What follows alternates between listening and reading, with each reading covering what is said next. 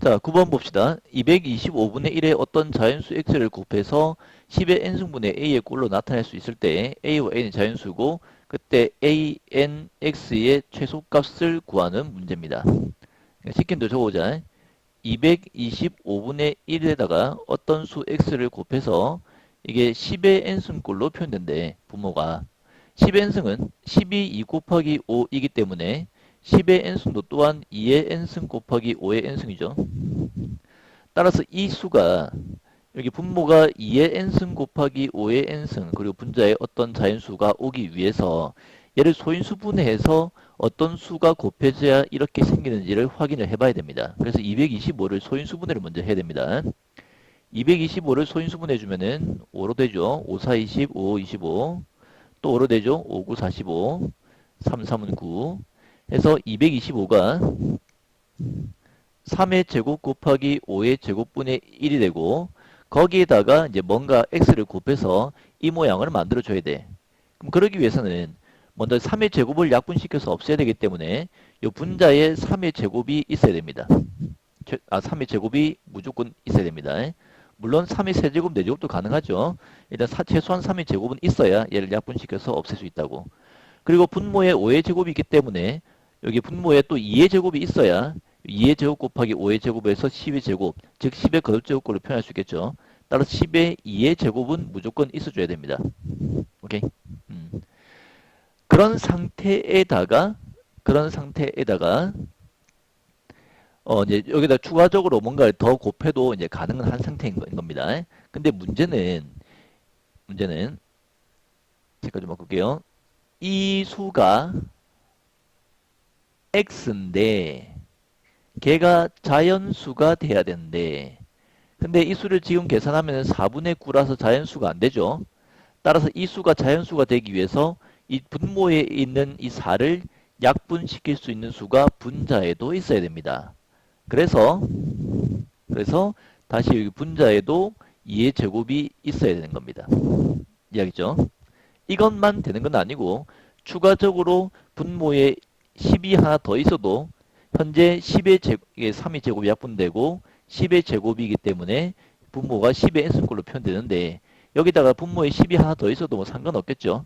대신 분모에 10이 있으면 분자에도 10이 또 있어줘야 약분되는 그런 상태인 겁니다. 그래서 x값이 한 가지만 될 수 있는데 그때 이거 다 더한 게 최소가 돼야 되는데 무슨 말이겠습니까? 그럼 여기에 우리가 어떤 숫자를 더 곱하면 곱할수록 전체 합이 계속 커질 거니까 최소인 거는 바로 이 수인 거 알겠습니까? 요게 x값 중에 최소가 되는 겁니다. 그때 분모는 이렇게 약분되고 5의 제곱 곱하기 2의 제곱이기 때문에 10의 제곱이 되죠. 이 분모가 10의 제곱이 되죠. 따라서 n도 그때가 최소가 되는 겁니다. x를 계산해 주면은 x는 9가 되고요.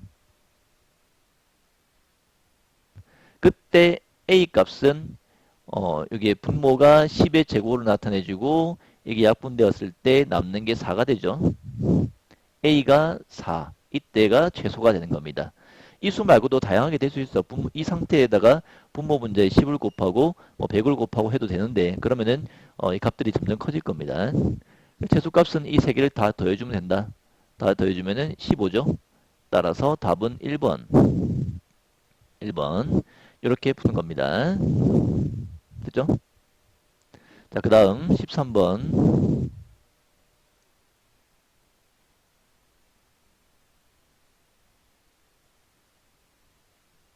어.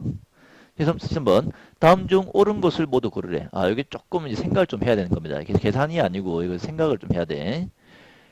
유한소수와 순환소수를 곱했을 때 순환소수가 되는가? 전부 다 되는가? 자, 생각해 보세요. 유한소수는 분수로 표현했을 때 분모가 소인수분했을 때 2와 5만 있어야 되고 순환소수는 2와 5 말고도 딴 것도 있어야 되지. 그때 곱해서 반드시 분모에 2와 5를 제외한 다른 수도 있는가? 안 됩니다. 안 되는 이유는 예를 들어서 순환소수가 3분의 1이라고 생각해봐. 그럼 이 3분의 1은 순환소수로 0.3333 이렇게 되거든. 이렇게 안 바꿔도 분모에 2와 5 말고 다른 수가 있기 때문에 이 수는 순환소수임을 알 수 있죠. 그때 이 유한소수가 분모에는 2와 5밖에 없으나 분자에 다른 수가 왔을 때도 얘는 1.5니까 유한소수거든. 그때 이 수를 이렇게 약분시켜서 없애버리면은 전체가 분모가 2밖에 없죠. 그러니까 이런 경우 순환소수가 안 되는 경우가 있습니다. 물론 곱했을 때 순환수소가 되는 경우도 있는데 눈으로 보는 것처럼 안 되는 경우도 있기 때문에 1번은 옳다고 할 수가 없습니다. 요걸 하나하나 다 따져봐야 돼서 그래서 어렵습니다. 유한소수, 순환소수 나누기 유한소수에서 늘 순환소수인가? 자, 간단한 예를 들어봅시다. 이 순환소수가 또 3분의 1 같은 거라고 생각을 해보자. 그때 나누기 유한소수를 할 거야. 유한소수는 반드시 분모에 뭐 2와 뭐 5 이런 거 말고는 있으면 안 되죠. 그럼 이 식은 곱하기 역수를 할 건데 이렇게 약분되어서 분모에 있는 2와 5를 제외한 나머지 수, 이 경우는 3이겠죠. 3이 약분되어서 없어져야 유한소수로 바뀔 건데 이 수는 절대로 3의 배수가 될 수 없죠. 왜? 이 수는 여기서 분모일 것이고 이 수에 3의 배수가 있었다면은 이 수는 처음부터 유한소수가 아니라 순환소수가 되었을 거 아니야. 근데 유한소수라고 돼 있잖아. 따라서 여기에 얘는 절대로 3의 배수가 될 수 없고 따라서 이 수가 3의 배수가 될 수 없고 따라서 이것을 약분시켜서 없앨 수가 없기 때문에 최종적으로 이 곱한 수는 무조건 순환소수가 될 수밖에 없습니다. 그래서 2번은 맞는 말입니다. 자, 그 다음 유한소수 더하기 순환소수는 순환소수인가? 얘는 분수보다 소수로 표현하는 게 편해. 유한소수 예를 들어서 0.3 같은 거 생각해보고 순환소수 뭐 0.1112 같은 거 생각해봐. 땡땡땡. 그 두 개를 더하면은 0.41111 되죠. 순환소수 뭐 눈으로 확인되죠. 어떻게 해도 이 유한소수는 여기 순환소수에 무한히 뻗어나가는 이 순환마디에 영향을 줄 수가 없어. 얘가 아무리 길게 써도 한정적인 어떤 순간까지만 영향을 미치고 그 뒤로는 계속 반복될 수밖에 없기 때문에 유한소수와 순환소수를 더하면은 늘 순환소수가 될 수밖에 없습니다. 3번도 맞는 말입니다.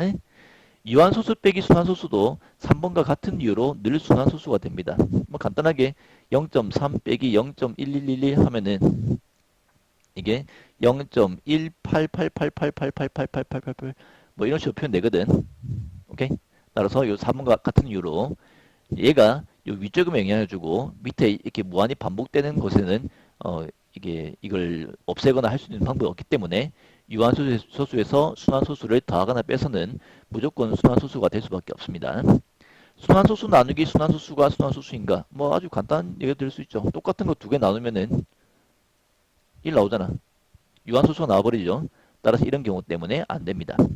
방금 선생님이 푸는 이 방법이 발레라고 하는 겁니다. 발레. 고등학교 때 본격적으로 배울 건데 어떤 식이 옳지 않을 때 왜 옳지 않은가를 이렇게 선생님이 예를 하나 들어서 이렇게 예를 들어서 1번과 5번이 옳지 않다고 찾았잖아. 이렇게 예를 드는 것을 발레라고 합니다. 옳지 않을 때 예를 드는 것. 뭐 이 용어는 고등학교 때 배울 거긴 하지만 이 개념을 알고 있어야 돼요. 어떤 문장이나 식이 거짓일 때 그 왜 거짓인지를 예를 들어서 보이는 것도 수학에서는 중요한 증명 방법이고 그 증명 방법을 발레를 들어서 증명한다라고 표현을 합니다. 따라서 정답은 2번, 3번, 4번이 됩니다.